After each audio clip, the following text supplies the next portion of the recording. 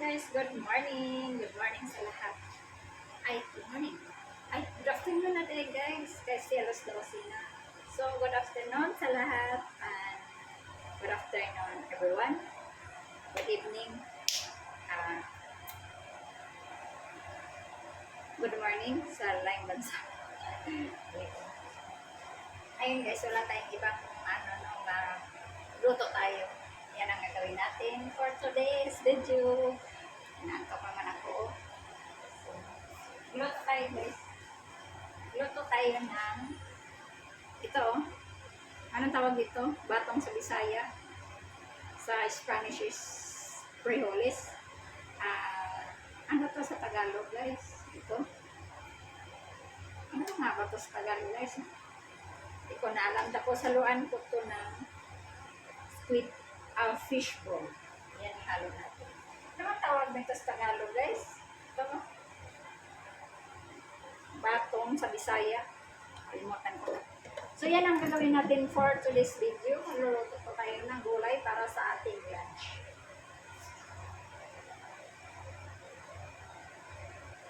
Konti lang mantika. Okay. Iwas tayo sa cholesterol. Iwas tayo sa cholesterol.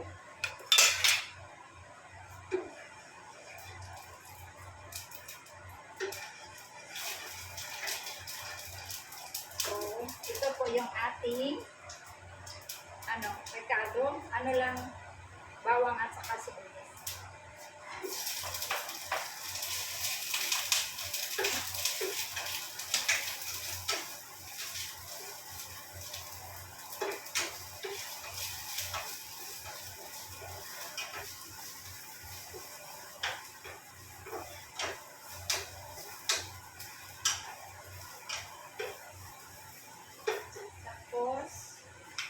Ay, itaas ko kaya.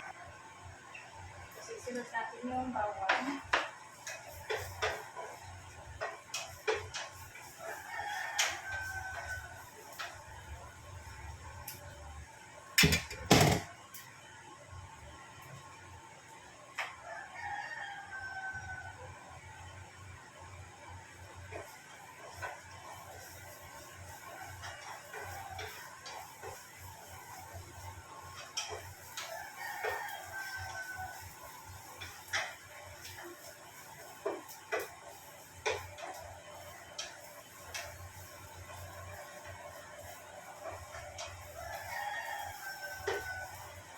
Next, i-mix natin itong fish ball. Ginagayat-gayat ko lang ito na maliliit guys, fish ball. Kasi pag ito lumalaki ito.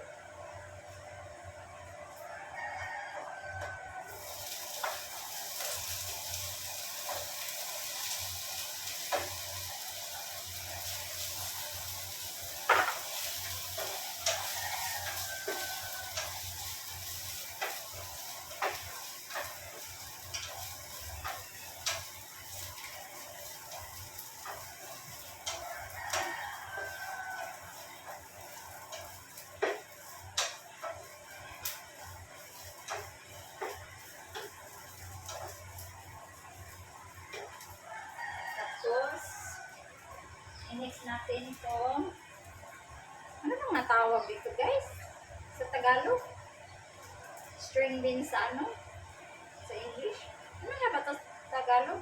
Kalimutan talaga, nakalimutan ko.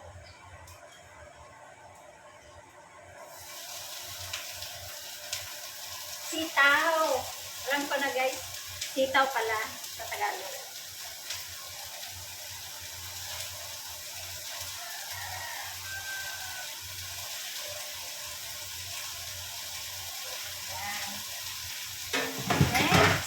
Next.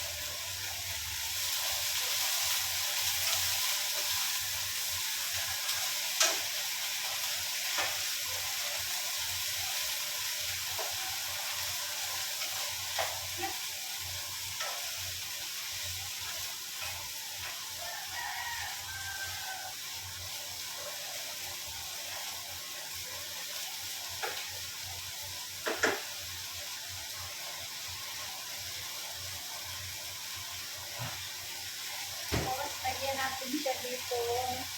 Ano to guys? sili. Galing ko to sa Korea. Sili po to. Sili na hindi siya powder. Para siyang frame na chili. Sili sa Bisaya. Yan. Yan. Lagyan natin ito.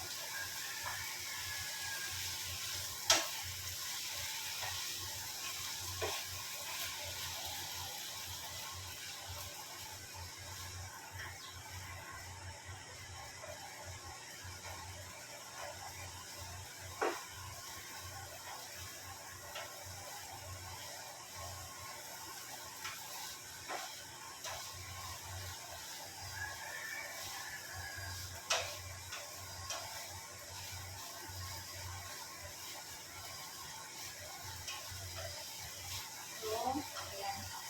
Tapos, i-mix natin yung oil.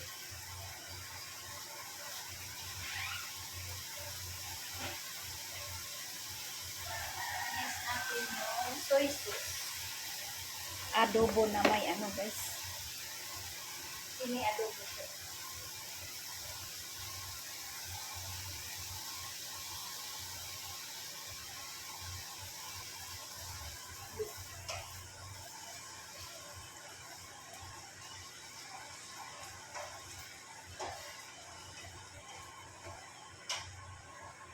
Ayan.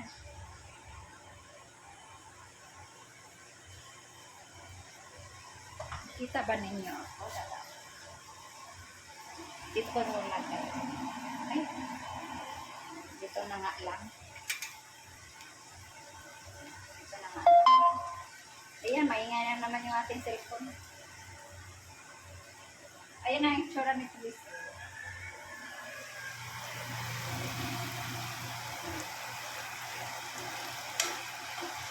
So, kulang nito is adobo to guys. Adobo. Lagyan natin yung kaunting bitchin at saka kaunting tubig. Ayan. So, lagyan natin ng bitchin. Bitchin to guys.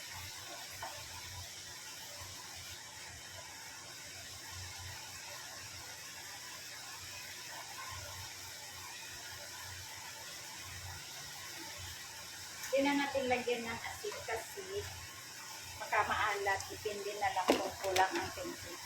So, lagyan natin ng kaunting tubig.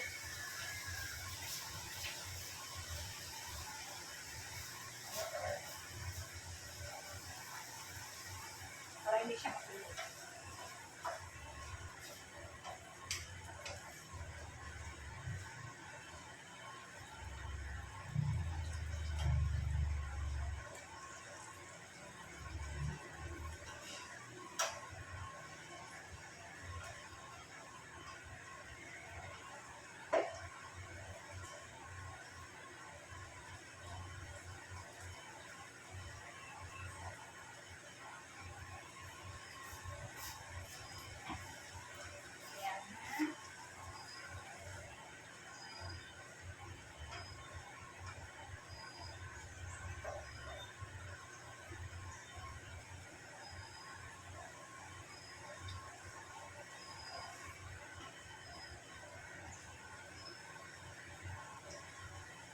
Natin siya, lagyan natin siya na may konting add natin.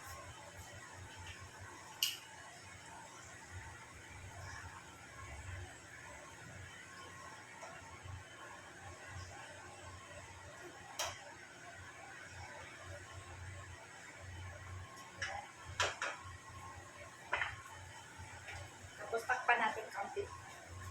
Saglit.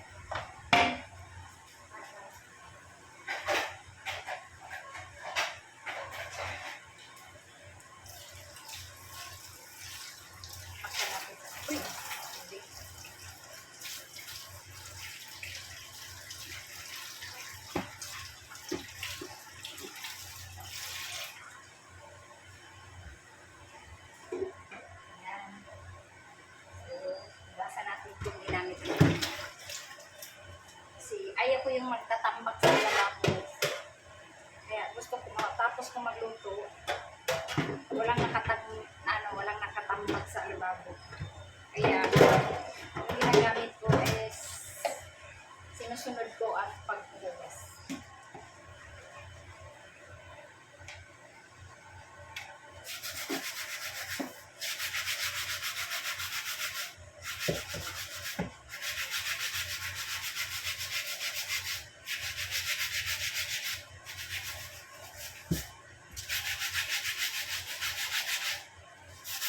Madumi yung ating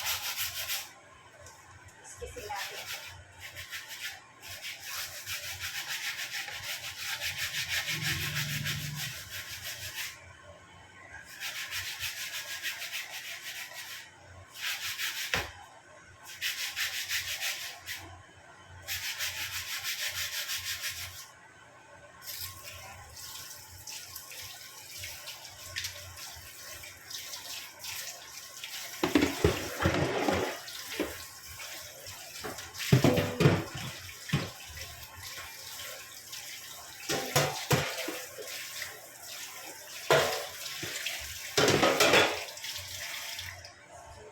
Tapos na tayo, makakain na tayo. Uy, isa pa sayang. Nabol na. Nabol na yung sa peras.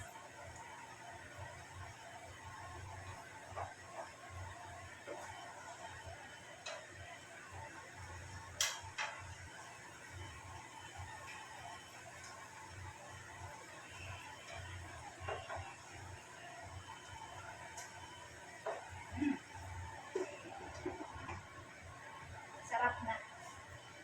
So, kakain na tayo guys. Kay alaw na yata, no?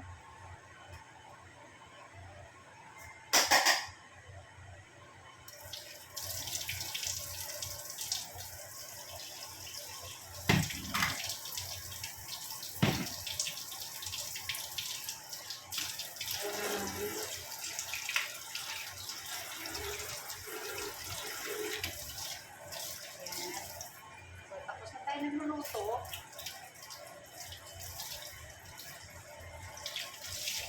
Ayan guys, tapos na. Diba? Ready to eat na tayo. Tapos ito, mamayang hapon ko ito lulutuin para dinner. Kapalaya. So, parang lagyan ko lang siya ng itlog.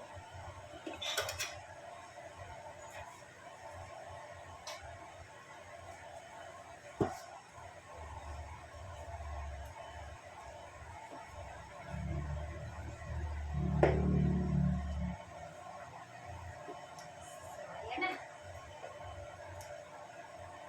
Ito, naglagay talaga ako dito guys. Kasi pag hindi mo nalagyan ng ano dito, towel, pag may ano ka, basa ka na. Pag naglagay ka ng mga kaldero, kung ano man dito, ang tiles kayo, nangingitim. Nangingitim tapos nagagas-gas. Kaya naglagay talaga ako ng towel. Para dito ako pagpatong ng mga kaldero. So, yan na. Finish na tayo. So, ang ulam natin for this lunch is, may leftover kaming isda. Ayan. Kilala ba nyo itong isda na to? Paksiw po yan. Yummy. Yan ang ulam namin ngayon for lunch. So, ayan na ang niluluto natin. Adobong sitaw. So, kakain na kami. So, bago ang lahat, ipakita ko sa inyo yung view. This afternoon, ayan ang view natin guys. Yan ang view natin Nandito muna tayo sa dirty kitchen. So, wala tayo sa taas. Ano lang yung taas. Kita niyo. So, yung ating mga halaman, ang garden natin, nandyan na. Diba? Tumutubo yan kasi umulan kagabi. Malakas ang ulan. So, yung alagbati natin dito, ang taba-taba. Malalaki ng dahon. Ang talbos natin, 3 weeks na yan. Wala tinanim. May dahon na. May sili tayo. So, ayan. Ang ating, to this for video. So, So, punta muna tayo sa taas. Ipasyal ko kayo sa taas. Tapos kakain na tayo. Masyal muna tayo doon sa taas.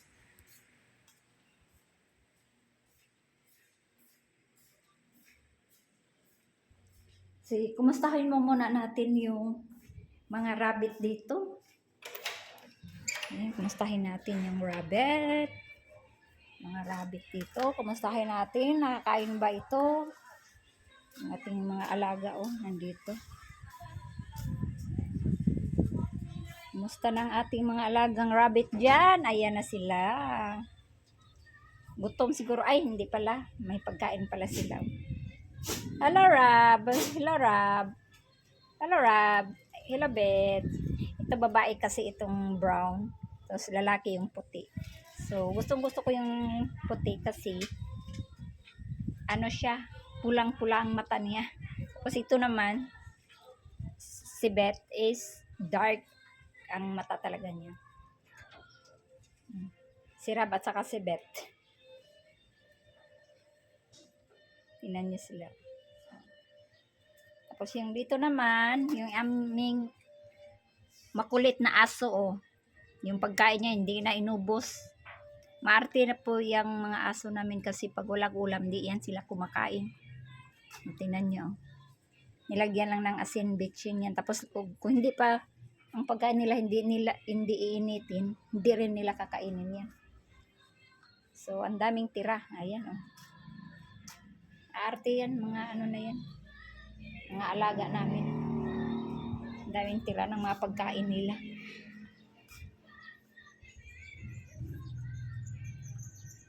So, ayan tira So, maaraw ngayon. So, mamaya, kakain muna tayo guys. So, ngayon guys, tapos na po tayo kumain. Nakakain na kami, hindi ko na kayo dinala sa aming pagkain. So, ngayon punta tayo sa taas.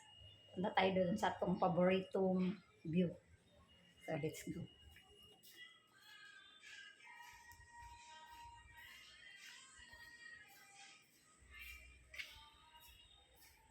Kaya tayo dito.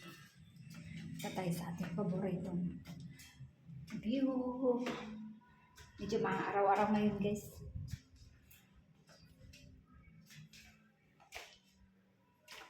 Sus, may dahon na naman dito. Dahon ng halaman. Ayoy! Ano nangyari dito? Parang may lupa. So, dito tayo sa atong paboritong place, bintana. Ayan. Wala, gawat ng bintana namin guys. Kailangan na ng linisan. Abrihan na ito. Ayun, nakalak. Ayan, sarap ng hangin. Yan, dyan sila guys. Sa rotunda, nakaupo lang. Kita nyo? Kaya hindi nila ipasira yung rotunda na yan guys. Kasi tambayanan nila yan dyan. Ngayon, kwento ko sa inyo lang ha. Kaya yung karsada na yan, hindi na semento kasi yung may-ari ayaw is pasamento. Kasi ang ano ba din sila? Yung parang sila ba ang may-ari ng lupa? Yung mga tao ditong nakatira. So ngayon, hindi pinapasamento ang kalsada. So putol yan. Hanggang dyan sa may bahay na yan Dyan ang semento lang. Tapos dito rin sa harap, dyan hanggang dyan. Hindi sinemento kasi ayaw permahan ng may-ari ng lupa. Kasi ang may-ari nito ng lupa, guys, mula dito yan. Doon, hanggang doon yun. Yun na may pader. Hanggang dito yan sa may karsada. Hanggang may rotunda. Unahan pa ng rotunda. Hanggang dyan may bahay Dyan. So, yung kalsada na yan, kasama pa yan dito sa may-ari na lupa. Ngayon, gusto nila ipasemento, kumbaga bigay na lang sa kanila ng nung lupa na yan. Malaki-laki po yan Naasa 200, kung anuhan yan, sukatin mula doon hanggang dito. Malaki-laki po yan. Nasa mga 100 square meter po yan ang kahaba, pero ang kalapad maliit lang. Ang gusto ng may-ari, isirain yung rotunda, tapos iurong ang kalsada doon para mausay yung lupa niya, hindi yung nagputol-putol ba. Kasi pag ganyan kasi, sementohon yan, ang yung doon banda sa dulo, hindi na masali. Ano na, naputol na, kumbaga na island.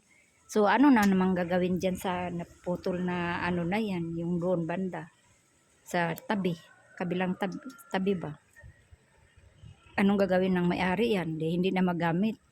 So, ang kailangan ng may-ari ng lupa, iurong doon ang kalsada para yung dito banda, maisa ba yung lupa niya. Ngayon, ayaw pumayag. So, ayan. Kaya, ganyan ang kalsada namin dito, guys. Rough road. Ganon ang nangyari. Kasi, maraming maraming may-ari sa lupa. So, ayan na. Ito na yung ating view dito. Medyo madilim. Madilim, makulimlim. Makulimlim, guys. Naulan kasi gahapon. Ay, kagabi pala. So, ayan ang paborito natin. View. Ganda pala ng bubong na ganyan o gray. Ay, parang black gray. Gray. Tapos black yung ano nila, window. Label ng window, tapos white. Okay din pala.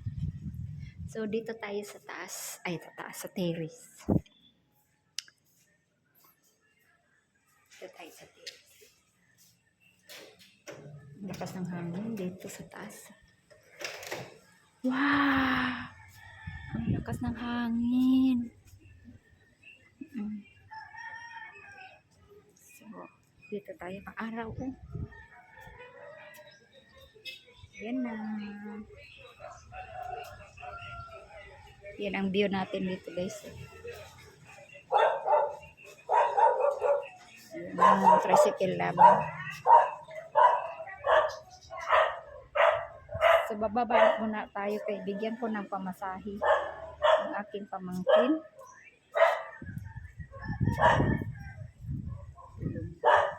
Baba muna tayo. Ay, sigawan ko dito. Mar, may nakay sinsilyo, Mar, sa 500? Nakay sinsilyo sa 500? Baba muna tayo, guys, kasi magpabariya muna ako. Bibigyan ko ng pamasahe ng aking pamangkin. Bango ng pamangkin ko. Yung binili ng anak ko sa lubong sa kanya. Naiiwan ang pabango. Sayang ang view natin. Ang view natin.